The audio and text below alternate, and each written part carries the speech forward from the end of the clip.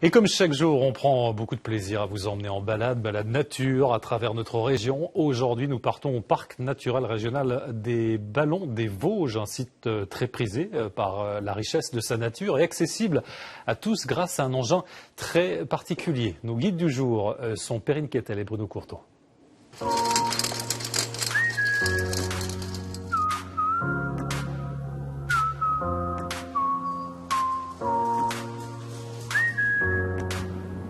Tout cet été, on explore le Grand Est. Aujourd'hui, on essaie de rester un petit peu discret parce qu'on part observer des chamois, qui sont des animaux un peu farouches. On vous emmène aujourd'hui au parc régional des Ballons des Vosges, un site au patrimoine naturel exceptionnel. Sur cette pente abrupte sur le sommet du Honeck, quelques chamois se sont installés. Mais pas facile de les voir entre les rochers et les immenses étendues d'arbres. Le chamois est un grand timide et mieux vaut avoir un accompagnateur à ses côtés, histoire d'éviter de regarder n'importe où et surtout à n'importe quel moment. Et alors, c'est quoi les astuces pour pouvoir observer les chamois ? En période estivale, c'est de venir tôt le matin ou tard le soir. En journée, le chamois va rester dans le couvert forestier plus bas dans la vallée. Et puis un outil qui est sympa, c'est la jumelle. Voilà, c'est de monter sur les crêtes avec les jumelles, de faire preuve de patience parfois, parce que c'est pas si facile qu'on croit de voir le chamois. Et en effet, ce n'était pas si facile. On a attendu, et puis tout à coup...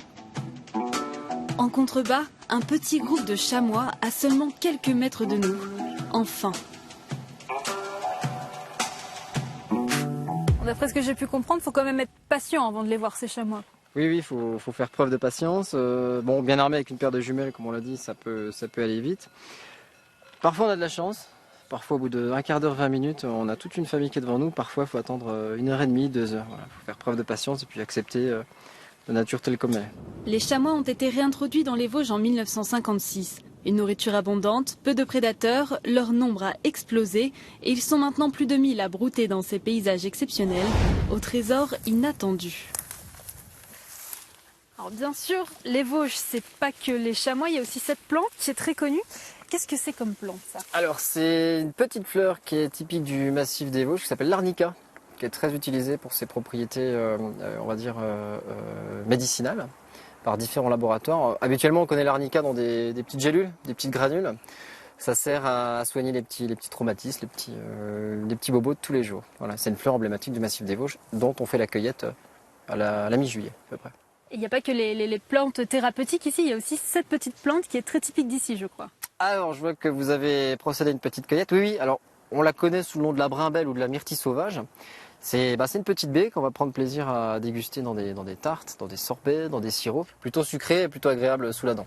Donc c'est deux plantes vraiment emblématiques de ce territoire. Oui, c'est vraiment deux plantes emblématiques. La myrtille, on va la retrouver dans d'autres territoires de France.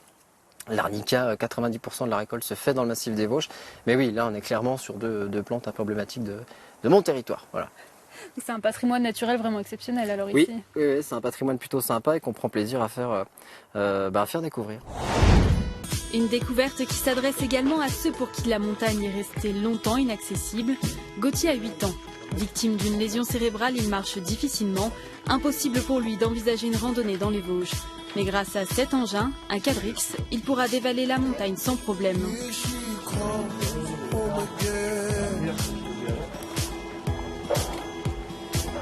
C'est un fauteuil tout-terrain dont le centre de gravité est très bas. Après, nous, on assure derrière le pilotage. Donc pour tourner, soit ensemble, hein. Contrairement à un vélo, on ne tourne pas comme ça. C'est dur à prendre au départ le coup, mais on tourne en inclinant. Alors l'idée, c'est que la personne se laisse complètement guider par vous, en fait, c'est ça ? Oui, complètement. Donc il y a une petite confiance qui va s'instaurer. Je vois bien que Gauthier est encore un petit peu créatif. T'as pas trop peur ? Non. Prêt à dévaler les pentes ? Oui. 1, 2, 3, go!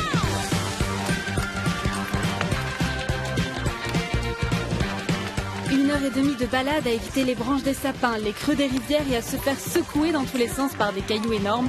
Gauthier prend vite de l'assurance et du plaisir, comme ses parents à l'arrière. Dès que la pente est légère, tout de suite la vitesse est importante et on est un peu paniqué par ce mouvement. Et donc on dit vite, il faut que je freine. Donc c'est vraiment très chouette. Qu'est-ce que tu as préféré dans la randonnée là ? Quand on passe sur les cailloux. Les cailloux, ça te fait pas peur ? Non. Mais c'est pas fini, il va y en avoir plein encore. C'est parti. Une balade sportive à 125 €, Les 3 petites bosses, ça va? qui laissera la petite famille épuisée à l'approche de l'arrivée, 450 mètres plus bas. Notre visite s'arrête ici, nous poursuivrons la prochaine fois notre découverte du Grand Est.